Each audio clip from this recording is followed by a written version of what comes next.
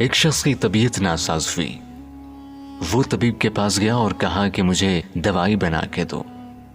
तबीब ने कहा कि दवाई के लिए जो चीजें दरकार है वो सब है सिवाय शहद की। तुम अगर शहद कहीं से ला दो तो मैं दवाई तैयार किए देता हूं। इत्तेफाक से मौसम शहद का नहीं था। उस शख्स ने हकीम से वो डबिया पकड़ी और लोगों के दरवाजे खटखटाने लगा, मगर हर जगह मायूसी हुई। जब मसला हल ना हुआ तो बादशाह के दरबार में हाजिर हुआ। दरबान ने दरवाजा खोला और दस्तक देने वाले की रुदात सुनी।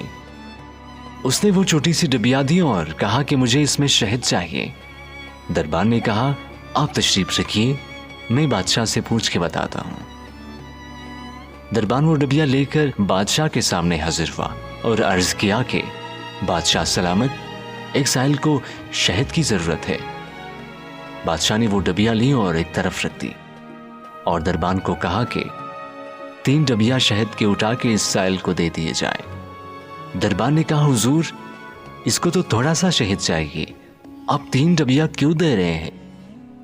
बादशाह ने जवाब दिया, वो मजदूर आदमी है, उसने अपनी हैसियत के मुताबिक मांगा है। हम बादशाह हैं, हम अपनी हैसियत के मुताबिक देंगे। मौलाना रूमी फरमाते हैं, आप अल्लाह पाक से अपनी हैसियत के मुताबिक मांगिए, वो अपनी शान के मुताबिक आपको अता करेगा।